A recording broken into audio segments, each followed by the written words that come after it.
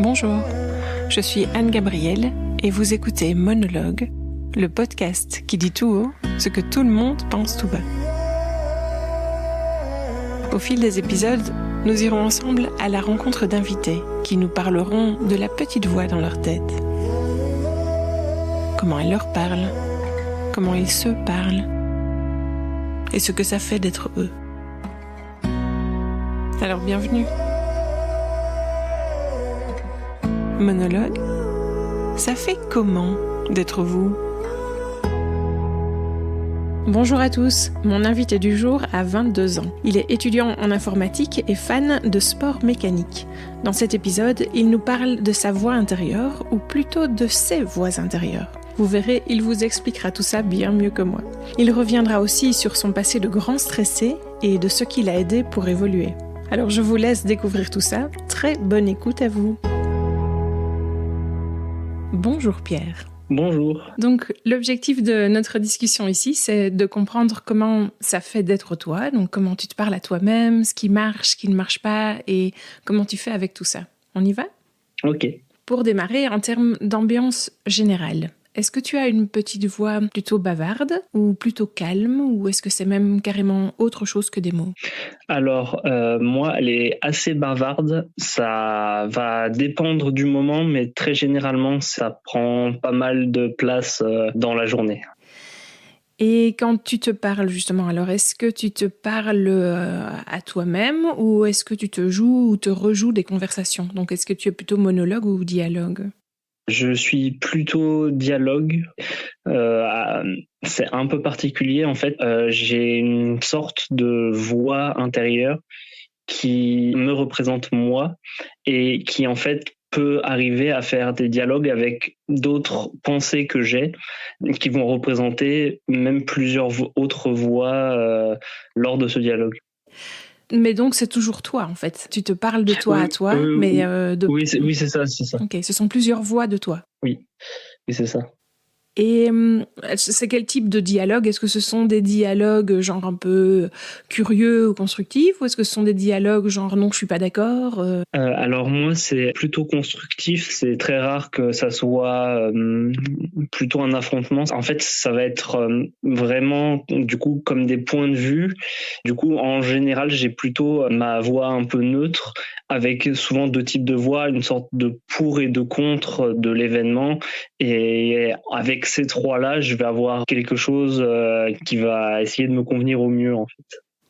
Et ces voix, est-ce que c'est la même tonalité que quand tu parles ? Ou est-ce que tu vois, il y en a qui sont plus graves ? Ou est-ce que c'est différent, rien à voir ?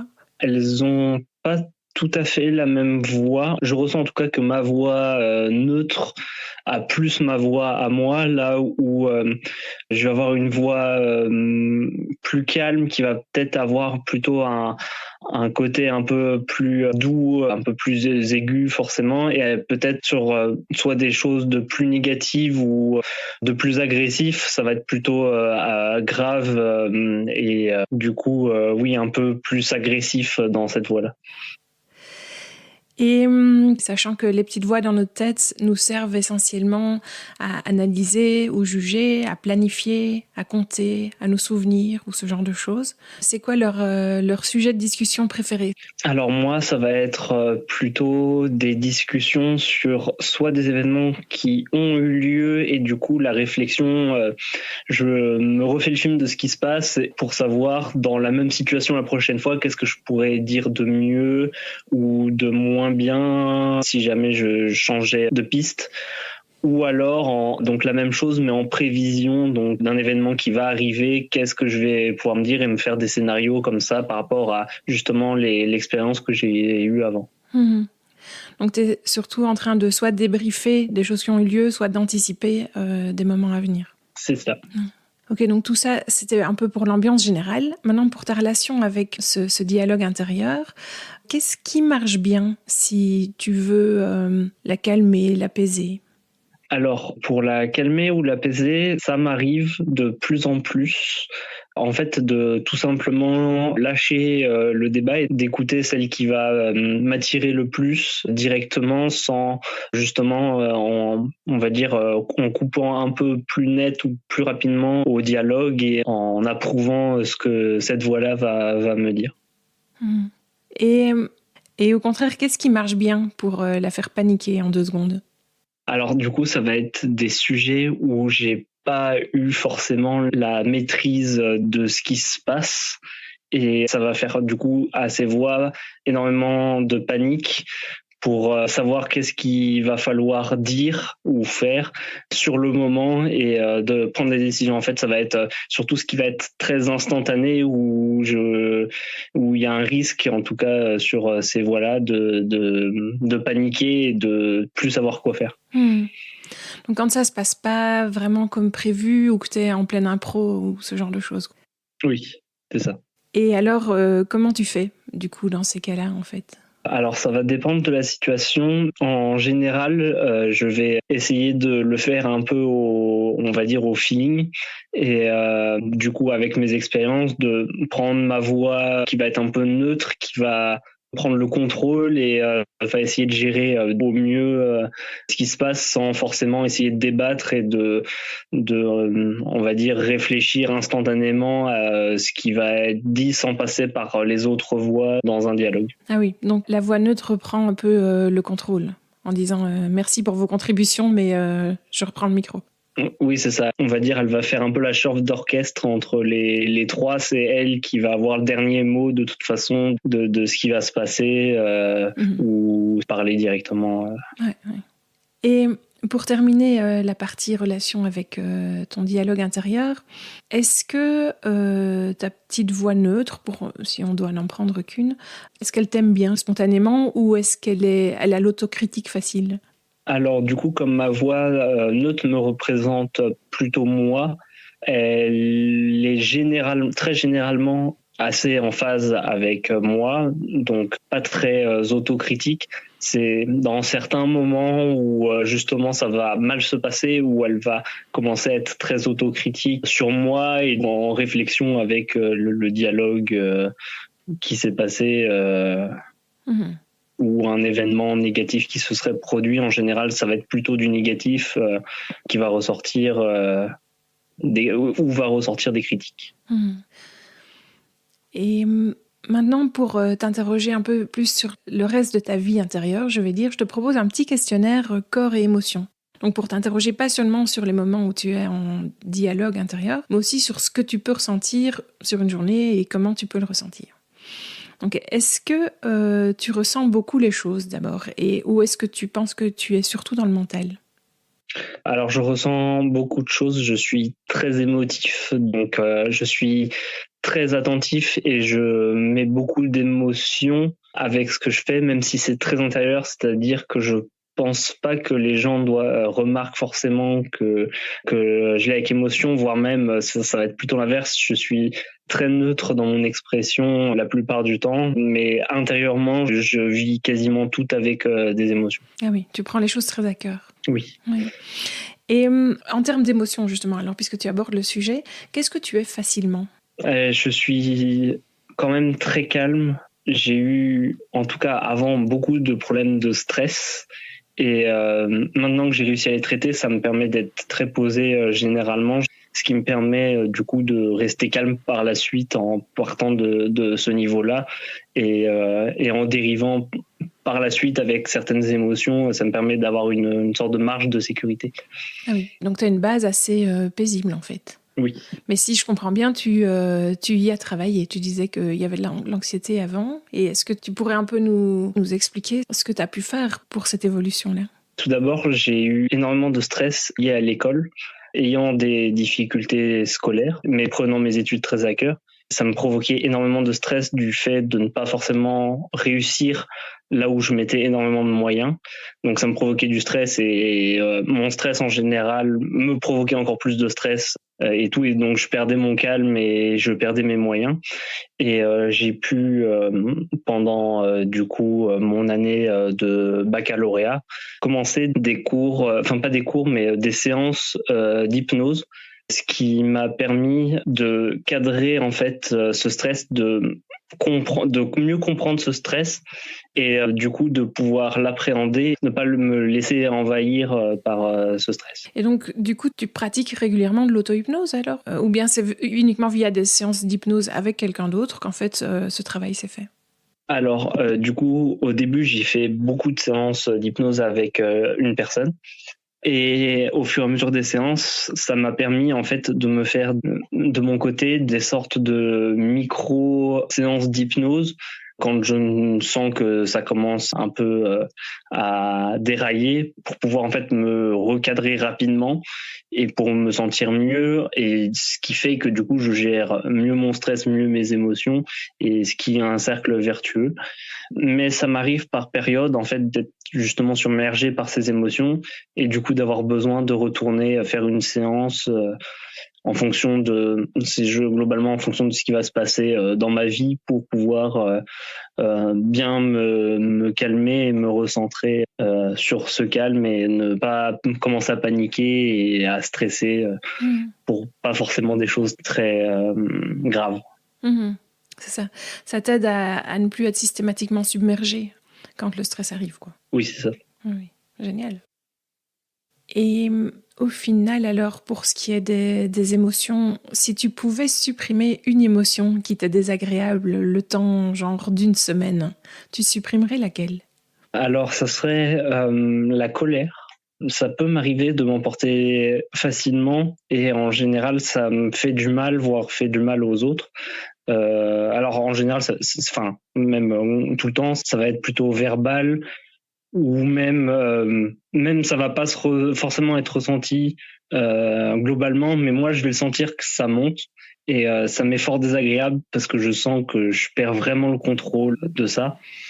Par rapport même par exemple pour les voix, ça va être du coup plutôt une voix très négative et très énervée et qui va prendre justement presque le contrôle par rapport à la voix neutre, et qui va me faire me sentir pas bien par la suite, parce que du coup je vais avoir un débat sur ce qui va se passer, et c'est justement un moment où je vais beaucoup me critiquer parce que cette émotion peut prendre facilement le pas et n'est pas au final très constructive.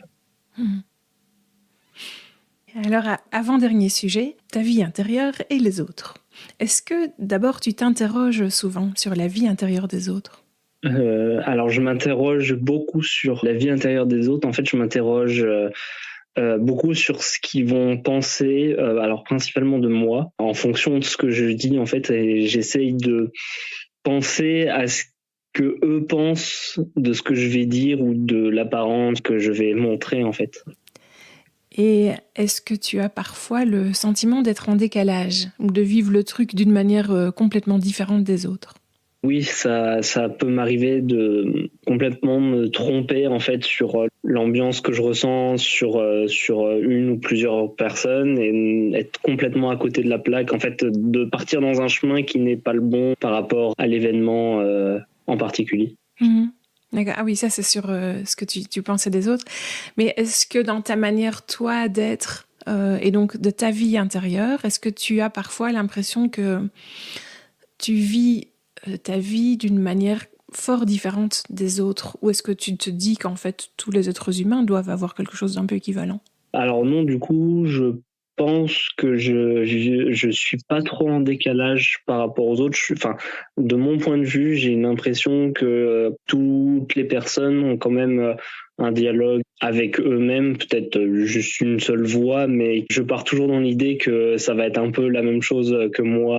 Je transpose ce que je vis moi par rapport aux autres, même si pour les autres c'est peut-être moins dominant par rapport à moi. Ma pensée est que la plupart des personnes ont aussi une voix et un dialogue intérieur. Et est-ce que tu changes ta façon de parler en fonction des personnes avec qui tu es? Et un peu plus subtil aussi, est-ce que ton discours intérieur change en fonction des personnes avec qui tu es? Alors, en fonction des personnes avec qui je suis, ça va changer. Donc, du coup, entre un cercle d'amis, de la famille ou des collègues de travail. Par contre, mon dialogue intérieur reste souvent le même pour garder une sorte de stabilité sur ce que je fais, pour essayer quand même que mes 2 ou 3 on va dire personnalités différentes en fonction des personnes soient quand même très rapprochées entre elles. Toujours en parlant des autres, est-ce que tu pourrais nous partager un message que tu aurais reçu ou que le comportement de quelqu'un qui influencerait d'une manière positive ta façon d'être, justement, d'être au monde et d'être en relation avec toi? Alors, ça serait ma médecin généraliste, qui est du coup aussi la personne qui me fait de l'hypnose, qui justement pour ce stress m'a surtout dit que les événements ne sont pas forcément de l'ampleur à laquelle je la vis, principalement négatif vu que à ce moment-là c'était principalement négatif, et que fallait que surtout que je retire principalement le positif des événements et des expériences que je peux avoir. Donc de tamiser un peu le côté négatif que tu peux ressentir parfois avec beaucoup d'ampleur. Oui. C'est ça, pour laisser plus de place au positif. Et enfin, pour terminer cette partie avec les autres, c'est quoi ta relation avec les réseaux sociaux? Et tu te parles comment quand tu regardes ce que les autres ont posté? Alors sur les réseaux sociaux, je poste très rarement. Donc je suis principalement, on va dire, consommateur de ce qu'il y a sur les réseaux sociaux. Et voilà, ça va être, je vais voir ce qu'ils ont fait et ça peut m'inspirer sur certaines choses. Je suis principalement des choses qui sont en lien avec mes différentes passions, qui du coup m'inspirent plutôt. En général, je vais arrêter les réseaux sociaux au moment où je vais tomber sur quelque chose qui va plutôt m'énerver ou même un groupe de plusieurs choses qui vont m'énerver. Je vais me dire allez stop, j'arrête. Je peux changer de réseau social sur un où je suis sûr que je vais être beaucoup moins agressif ou énervé par rapport à quelque chose et je gère en fonction de ça. Et pour finir, comme ces petites voix intérieures peuvent nous aider aussi à prendre du recul sur nous et à réfléchir un peu au sens de la vie en général, j'avais envie de te demander par rapport à toi d'abord, est-ce que tu as un super pouvoir? Quelque chose qui t'aide vraiment dans la vie? Ça serait que j'arrive assez bien à me représenter l'environnement où je suis vis-à-vis des autres, mais même avec du matériel ou globalement, j'essaye de contrôler, d'avoir le plus d'informations possible sur l'espace qui m'entoure, ce qui me permet d'être très stable et j'aime beaucoup la routine que j'ai parce que ça me permet d'avoir une très très bonne représentation de tout ce que je vis et d'avoir tout sous contrôle de ça. Et inversement, c'est quoi ton talon d'Achille, un peu ta fragilité, la fragilité qui t'encombre le plus en ce moment, on va dire, par exemple? Ça serait plutôt de la timidité par rapport au fait que avec les réflexions que je vais avoir, ça peut me prendre beaucoup de temps et en fait me dévaluer par rapport aux personnes avec qui je vais pouvoir parler. Donc j'ai très peur de décevoir et donc du coup je vais avoir tendance à me renfermer et à rester très timide pour éviter justement d'embêter ou d'énerver ou de ne pas plaire à quelqu'un avec qui je pourrais parler par exemple. Et pour terminer une réflexion plus sur la vie en général, qu'est-ce qu'elle en pense, ta petite voix intérieure du hasard? C'est quoi sa lecture? Est-ce qu'il y a des choses prévues? Est-ce que tu te parles de destin? Ou est-ce que c'est plutôt un hasard et d'heureuses coïncidences? Alors au début, quand j'étais petit et jusqu'à justement ce maintien du stress, J'étais sur quelque chose un peu sur une sorte de destinée ou que c'était pas fait par hasard ce que j'avais et du coup que je ne pouvais rien changer à cela. Alors que maintenant je suis plutôt sur justement c'est plutôt par hasard et les choses arrivent parce que c'est moi qui fais les actions et c'est pas quelque chose qui est contrôlé forcément par autre chose que ce que moi je décide de faire. Mmh. Eh bien, nous voilà déjà au terme de cette interview. Alors, j'ai envie de te demander, est-ce que tu as aimé l'exercice ? Oui, j'ai beaucoup aimé l'exercice. Et est-ce que tu as, du coup, pour terminer, un conseil ou un message que tu voudrais faire passer à nos auditeurs en termes de comment faire avec notre vie ou nos voix intérieures ? Eh bien, ça serait d'écouter ces voix intérieures, mais justement ne pas se laisser submerger par leur dialogue et de faire abstraction peut-être de certains conseils un petit peu trop défensifs sur des événements à faire ou à prendre sur la vie globalement en général. Donc de ne pas se laisser dépasser par trop de critiques du moment et d'écouter son intention de départ, quoi. Oui. Ce serait ça ? Oui, ça c'est complètement ça. Ok, eh bien merci beaucoup Pierre. De rien. Et à bientôt alors. À bientôt. Merci à vous, les auditeurs, d'avoir écouté cet épisode. J'espère qu'il vous a plu. N'hésitez pas à le liker, partager ou lui donner 5 étoiles en fonction de votre plateforme d'écoute préférée. Pour ne rien rater de nos prochains épisodes, vous pouvez vous abonner au podcast ou suivre notre actualité sur Instagram @monologue-podcast. Enfin, Monologue, c'est aussi un site internet avec plein de ressources et d'idées pour vous inspirer et, si le cœur vous en dit, me partager vos monologues à vous. C'est à l'adresse www.monologue-podcast.com. À bientôt.